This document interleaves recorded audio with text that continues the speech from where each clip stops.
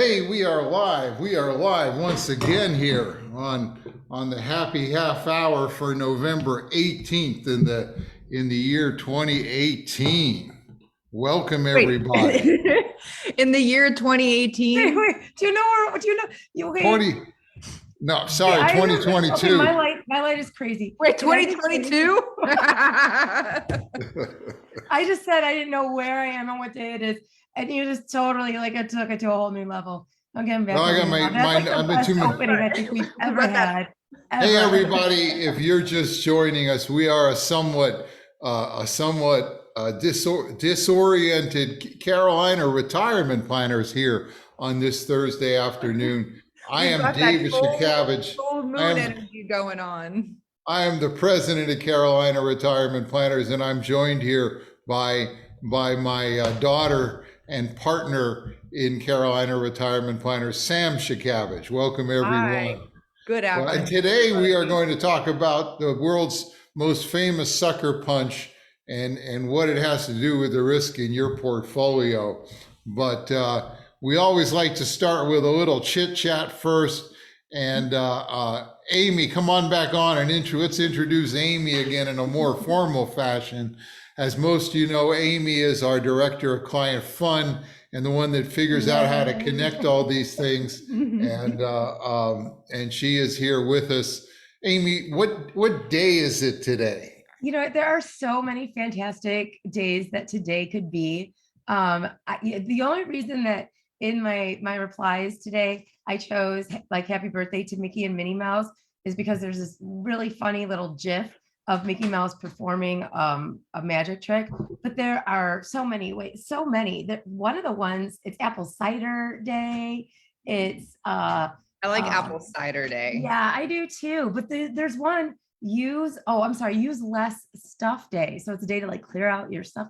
So many crazy and amazing days. I mean, this is probably, more than I can even get. National Princess Day, Married to a Scorpio Support Day. National Princess Day? I guess that goes with the Mickey and Minnie Day. Yeah. It's all. If you're like really a princess, every day is kind of National Princess Day. Let's be real. So it is. It's a lot of days. But with that, I've got a lot of stuff to do over here so that I can. Okay, we'll let you get back to work. I'm gonna get back to it. Yeah. National Apple Cider Day. I had a really nice time last year up in the mountains. We rented an Airbnb like in the middle of nowhere, even like outside of Hendersonville. And we went to, I think it was like Skytop Orchard. And Neil and I wandered around through the orchards and picked our own apples. And they had like a little petting zoo. And we bought some apple cider. We bought some spiked apple cider and we made our own apple pies. And it was lovely. We had a lovely time. Well, I'll tell my apple cider story, though I probably shouldn't. When I was just got out of college, I went down the road and worked in Corning, New York, and I rented a place in a little town called Addison.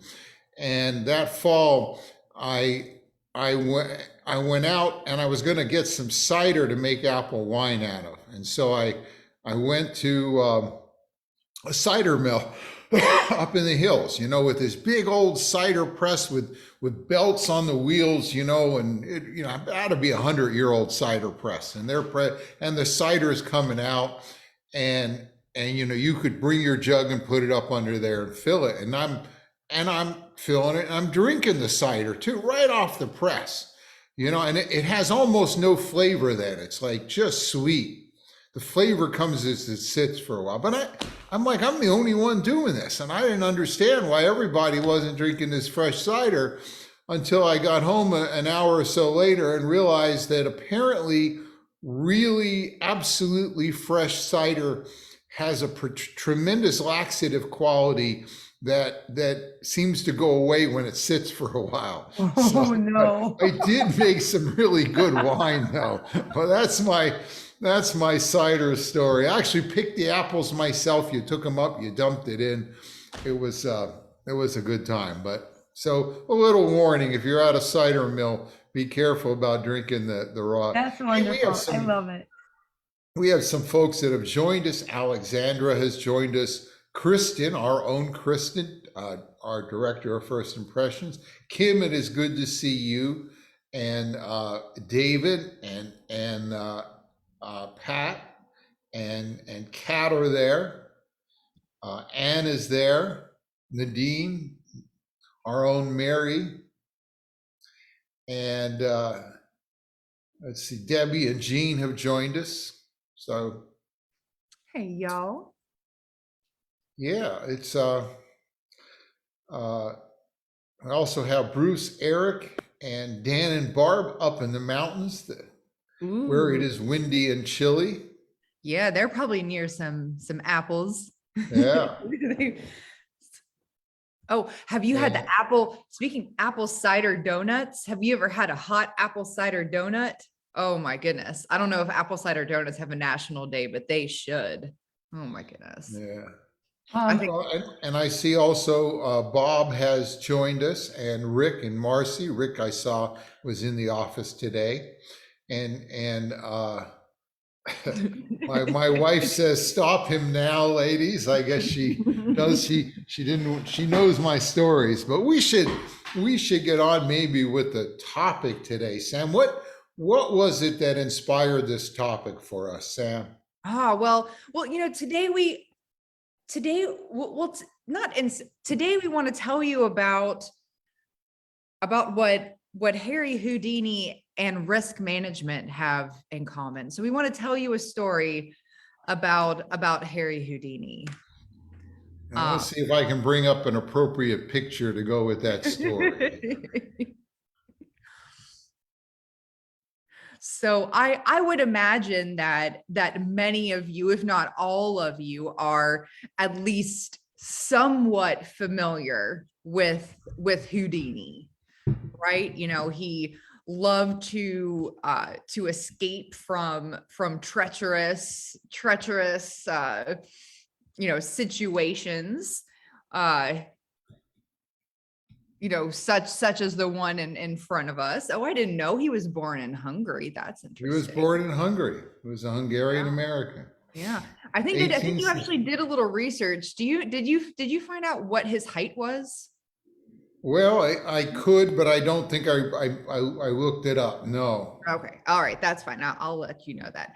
And one of the interesting things about Houdini is that before he was a magician, before he did things like burying himself 6 feet underground in a straitjacket, only to figure out ways to dig himself out of it all by himself.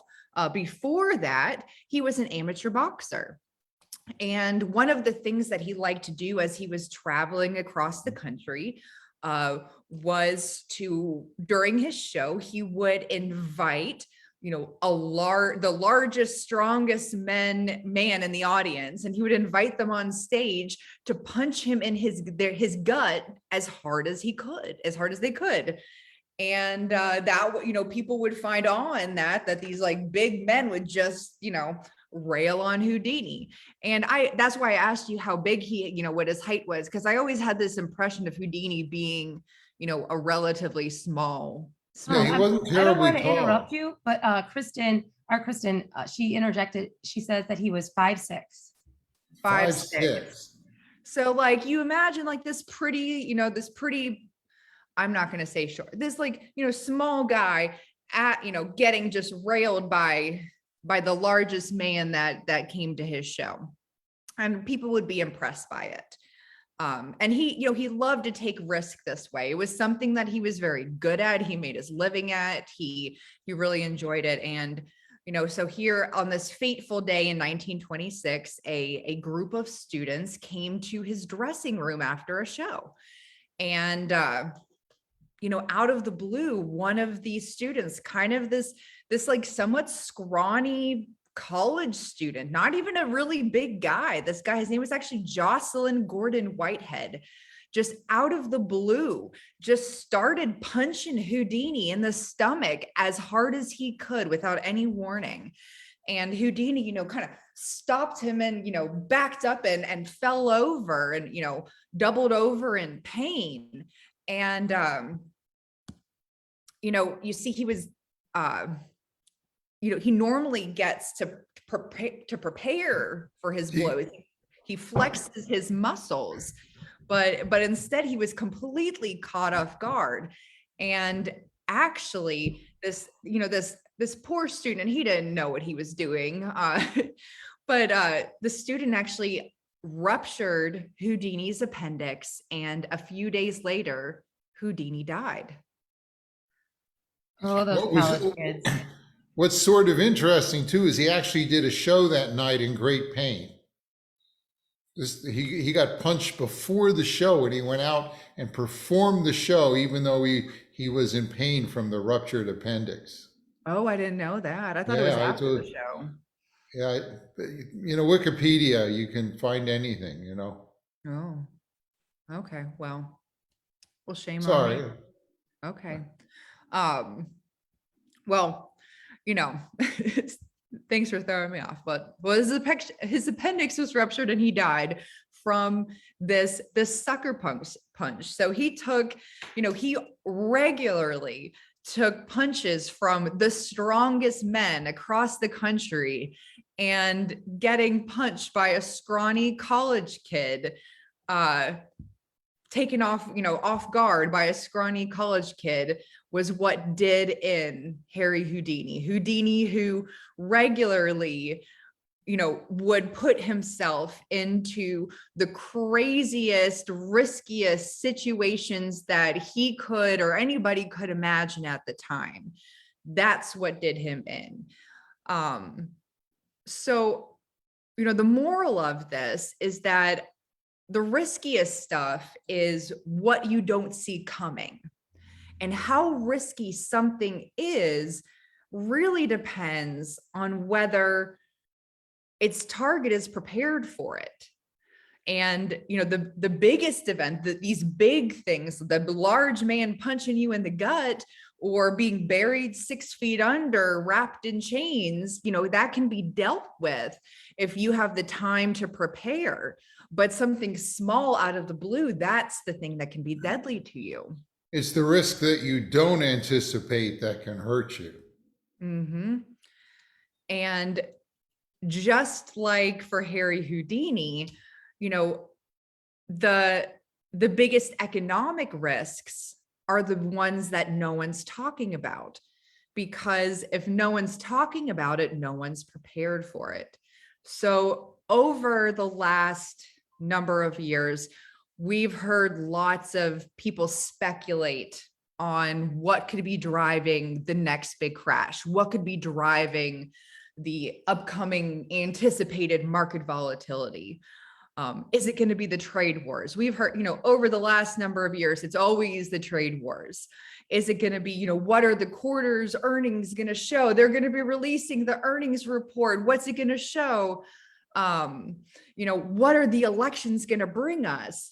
With the impeachment trial, what's it going to show? And so we keep on using these things as the projections for this volatility, these crashes, this impending, market crashes that we're anticipating, this risk that we think of.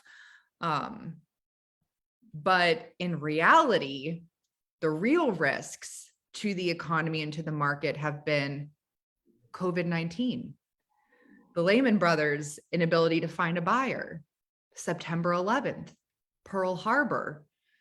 All of these things were things that we weren't anticipating. We weren't prepared for. Things that maybe wouldn't have,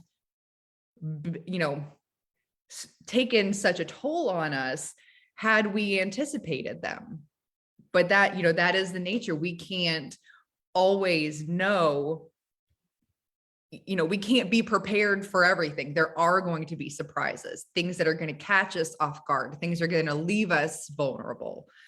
And one of the unfortunate things is that surprises, when people get hit by surprises like this, it shakes our resolve and it leaves us, it can leave us paranoid and pessimistic. And so So what are some of the things that, well, Dad, you tell me about this. Well, another way to look at it is when you think about risk is, there's two things people often think about. One is, what are the odds that this could happen, that this is going to get you? And then what are the average consequences of this? What they often miss is, what are the long-term tail end consequences if this happens? What happens, what can this do to you? One example is, for the last decade, we kept debating whether the Fed should set interest rates at 0.25% or 0.5%. And then COVID hit and 36 million people lost their jobs in 2 months. Something we just never anticipated. I think we anticipated there could be a worldwide pandemic, but we didn't think about the risk of that, or the risk of it coming later. So it's kind of like the lesson here is the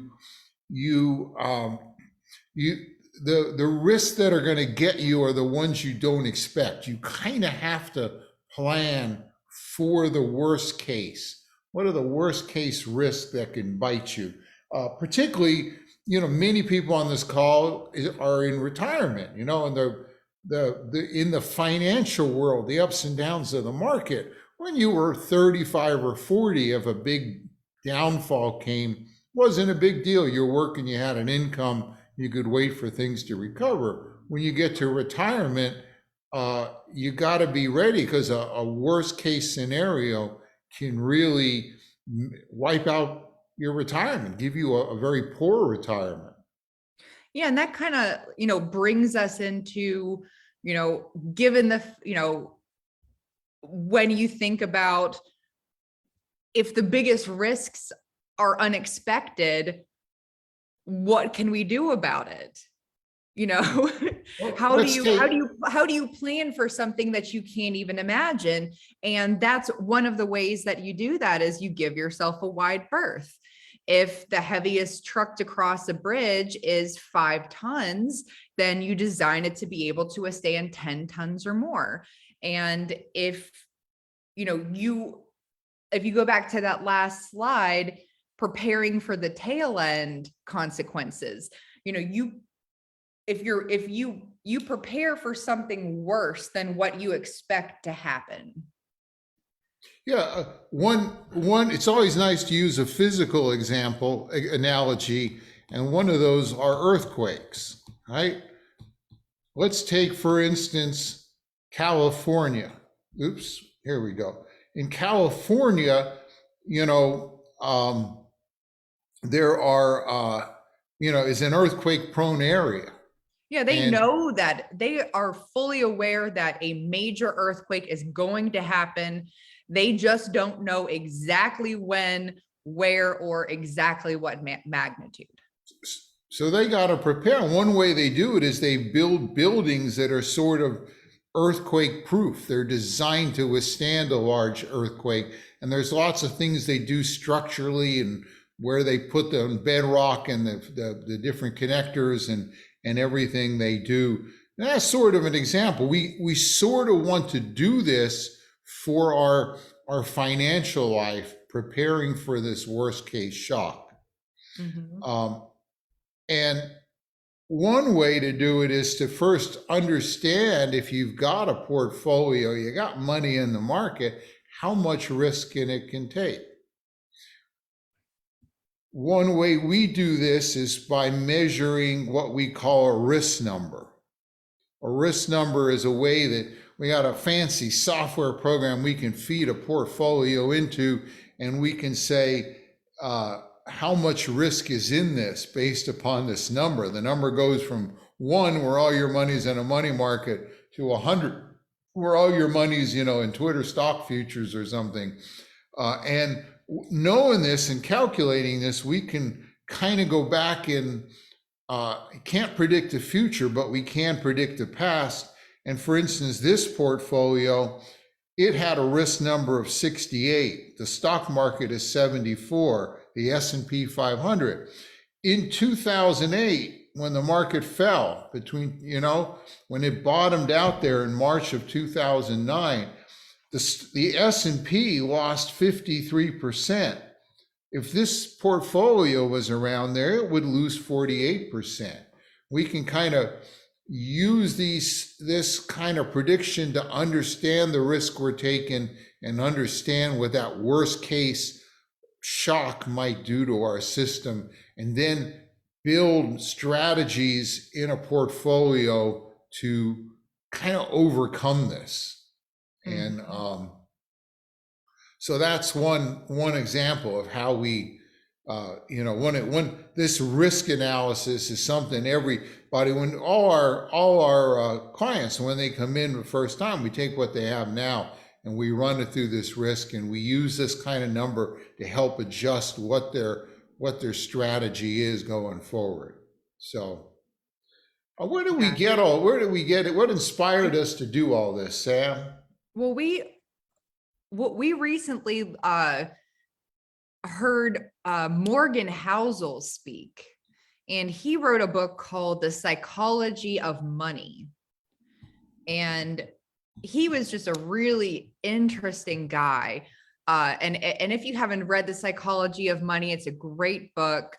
He was a great speaker, and he talked a lot. He kind of gave this, put this talk about risk and Harry Houdini, and put this out there for us. And it really rang true, because we have this talk about risk with our clients a lot. And it gets harder and harder, after the last 13 years, the market, with the exception of recently, has just been going right up. And so people have gotten very complacent about risk. And,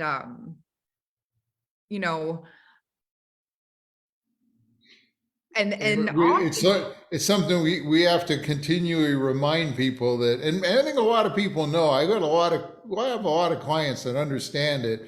There's probably another big earthquake coming, and they know they got to be prepared. But this is some good ways to look at it. Exactly. And by the way, this was interesting.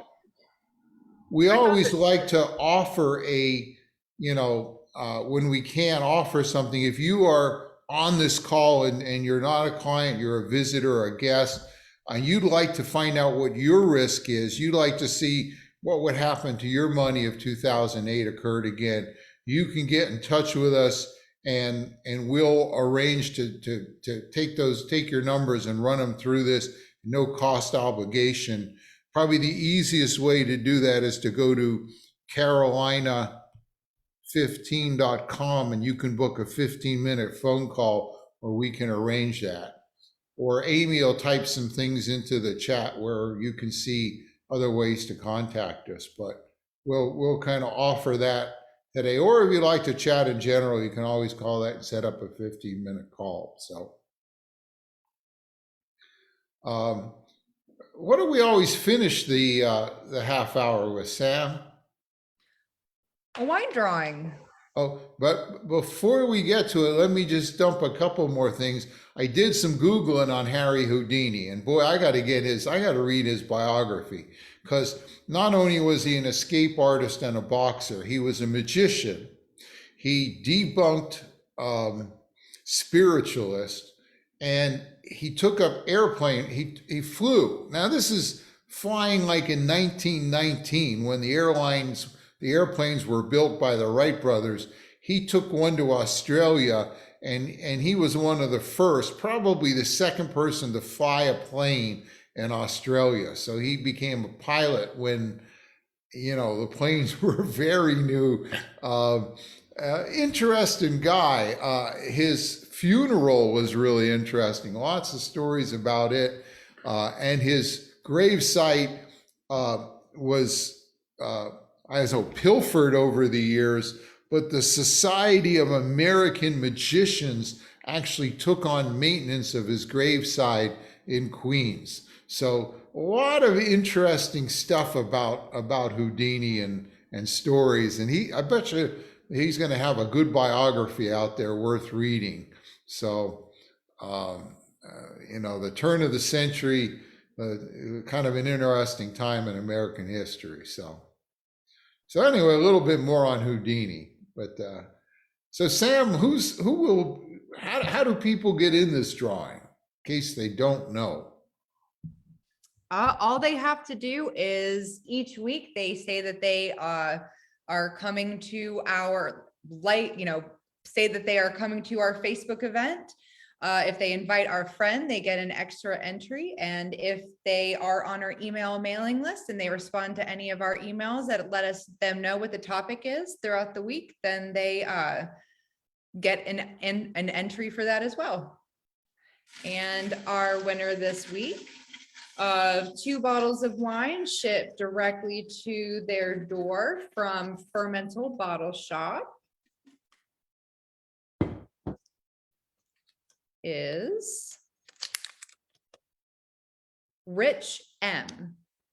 So congratulations, Rich. You are our wine winner this week. And if you did not win our wine this week, please continue to enter. I love giving away free wine. Okay. Oh,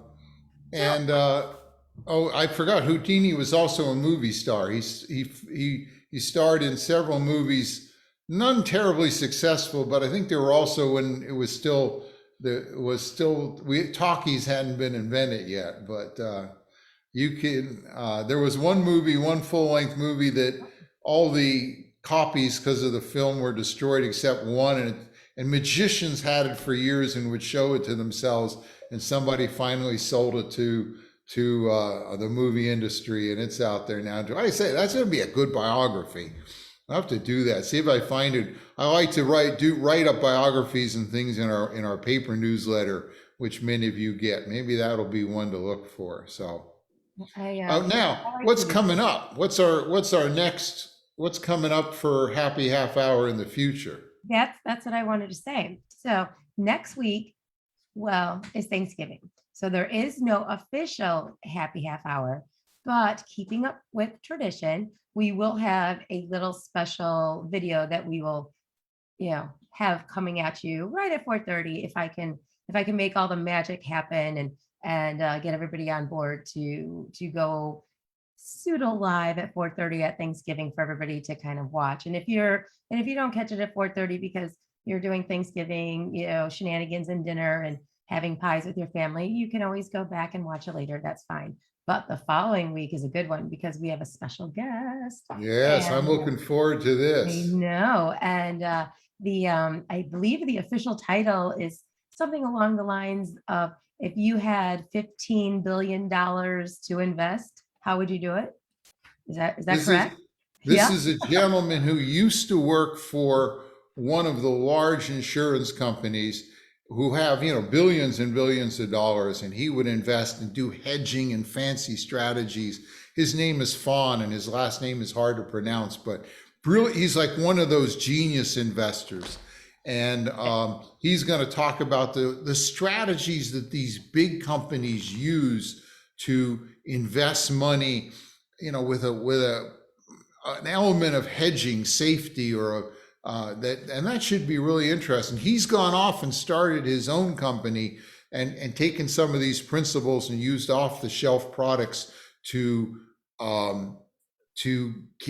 make it so that the common person could invest in it as well. We may talk a little of that, not a whole lot, because I don't like to do sales on these. I like to talk about strategies and concepts, but it'll be interesting. He is one of those genius investors and really a professional. Who else? How many? $15 billion. Not many people get to do that. So also for a thing like an insurance company where it has to be safe. So anyway, that's going to be the week after. We will see you all then. But yes, and everybody have a wonderful Thanksgiving. Yeah. Oh, and with that, we want to wish everybody happy Thanksgiving. And we will see you then. Bye, you guys. Thank you. Bye-bye. Cheers.